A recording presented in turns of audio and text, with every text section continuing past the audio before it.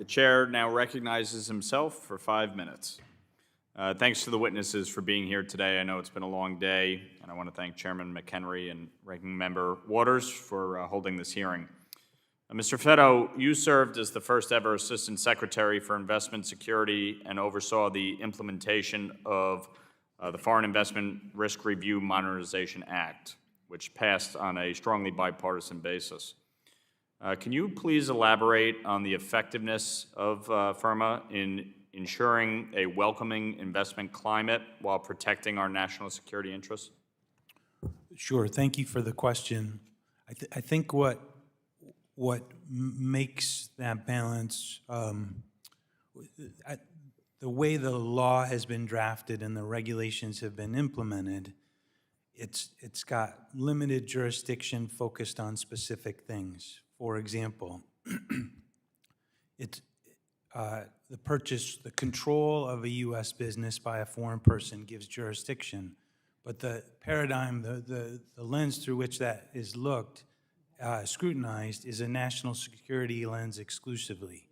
So, and there's a enumerated list of national security factors that the government considers on whether or not to clear a transaction.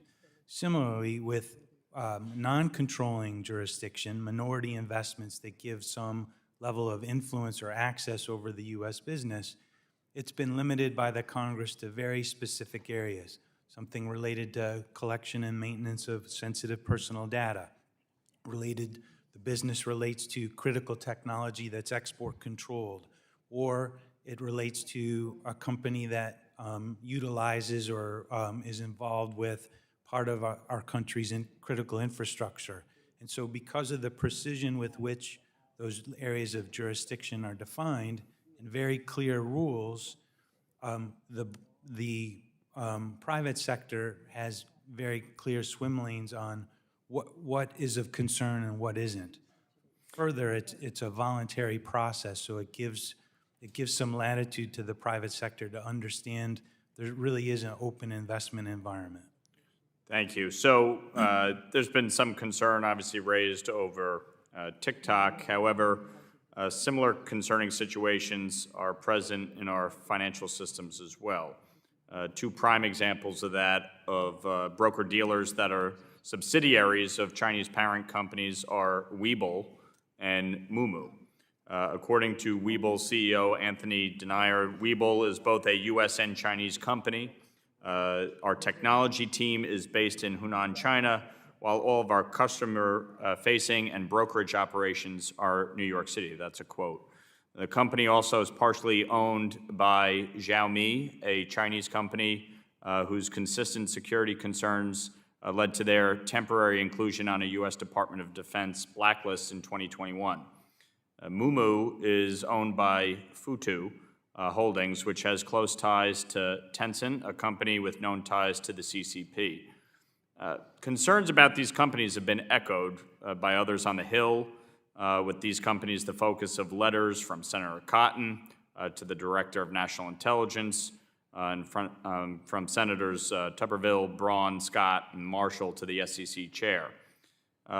With millions of Americans using these apps, how concerned should we be about the potential for personally identifiable information or other user data to be shared with parent companies with strong ties to the CCP? Very concerned. This is a data economy, and it's very clear what the PRC views about the importance of collecting as much information and as available and possible, and leveraging that for its own use and advantage. And so, in the interest of time, just to that point, so if it's very concerning, what do you think should be done to address that in a meaningful way to protect the privacy of U.S. citizens and companies?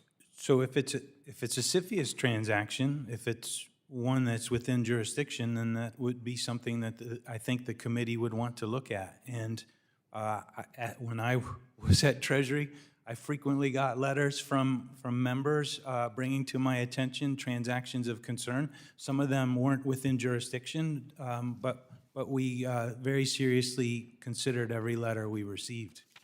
Thank you. The chairman's time has expired.